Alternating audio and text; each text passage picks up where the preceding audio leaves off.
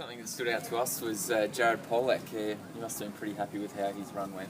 Yeah, look, we were. There's no doubt. I mean, Polly's been a big issue for us over the last 12 months, and getting back out there tonight, we were happy with the way he's been progressing. But for him to go out and play, three-quarters of footy tonight was real positive for us, and no doubt we missed him last year, so he's a bonus for us so far. But we'll put the butt in there. As we've got to be very careful how we handle him now.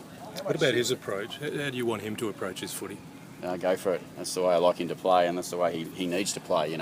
Even tonight early, he got the ball a lot, but he made some mistakes. But that's Jared, and that's the way we need him to play. He changes the direction of the ball for us a lot, and we need that in our team. How much of that is confidence combined with, he actually just needs to be playing some competitive footy? Yeah, he just needs to get back amongst it a bit more. We've been putting him into quite a bit of training now for some time, but there's no footy like contest, and a game tonight was another step up. There's a few people around, and that gets a bit more juices flowing, so he's then got to make the decisions under a bit more pressure, so that's good for him. What would be his progress from here? What do you do with him from now on? He'll just continue to progress. He'll play through the NAB Cup, and obviously we're very hopeful and want him to be there for round one, and we'll manage him again through the NAB Cup. He won't play all three NAB Cup games. That'll be deliberate.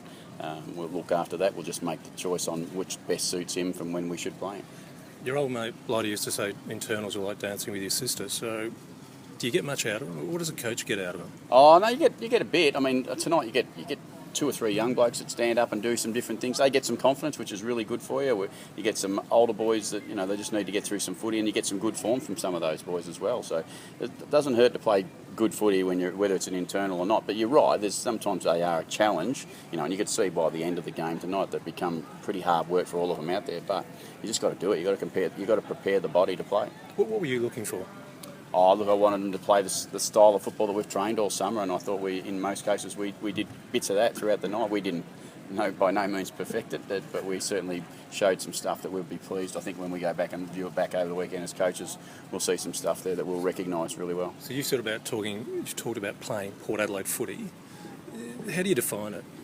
Look, I reckon you look at them, and you see a contest, you see a fearless attack on the ball. You watch Hammer play, you watch those boys play, Brad and Travis, the boys who are at the top end. They attack the ball the way it needs to be attacked all the time, and some of them young boys need to see, and they actually need to come up against it. So I think you see a really honest body contest going on out there tonight. And we've had that through the pre-season. We've had a number of, I laugh sometimes when you see people talk about there's a bit of a scuff at training. Well, if there's not at every training session in the AFL, you're probably doing something wrong. Did you challenge anyone out there with a new role?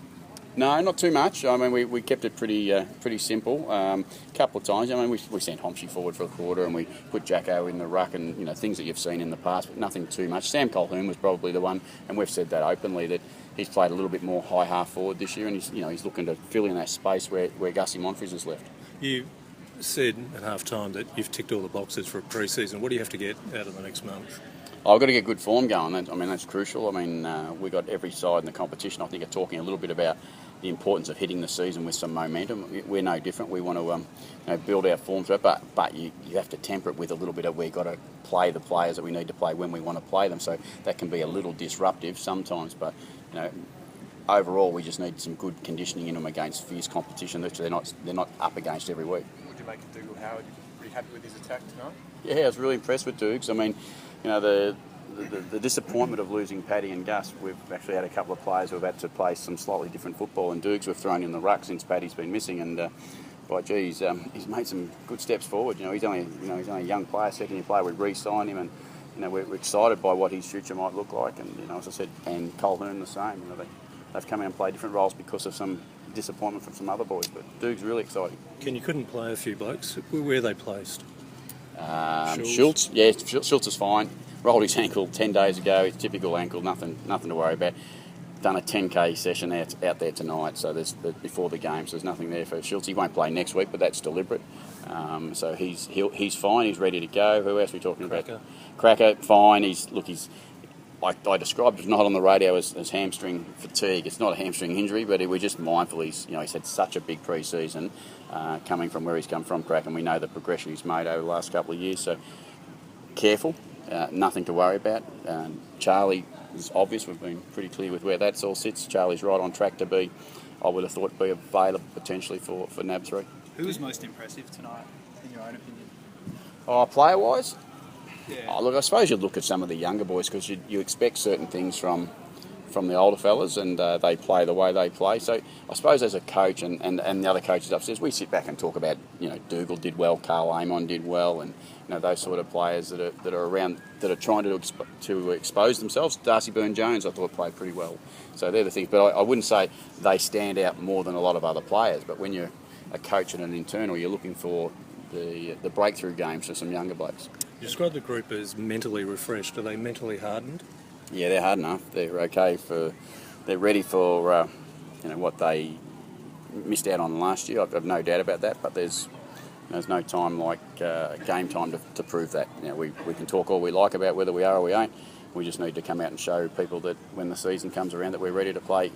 Because we're mentally fresh, but also we're hard enough, and that's the secret of Port Adelaide football. We said last year we identified some things that just have to be there week in, week out for 22 weeks. Not for parts of the season, which we delivered on last year. What about yourself?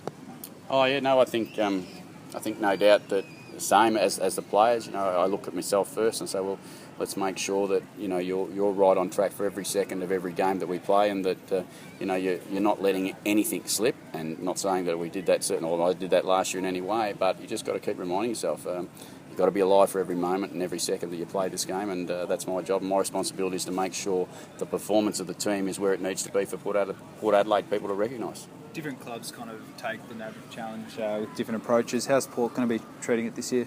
All about preparation for round one. There's no doubt that that's the way it'll be.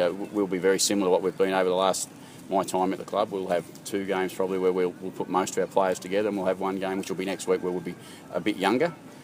Because we do that, we'd like to manage their time, and then we'll some of the games they'll be slightly, as I said, Jared Polec might play next week and might not play a week later. It's based on what we need for each individual. It's a bit of that, but predominantly you can expect to see a less experienced side next week with more experience going through the NAB Cup.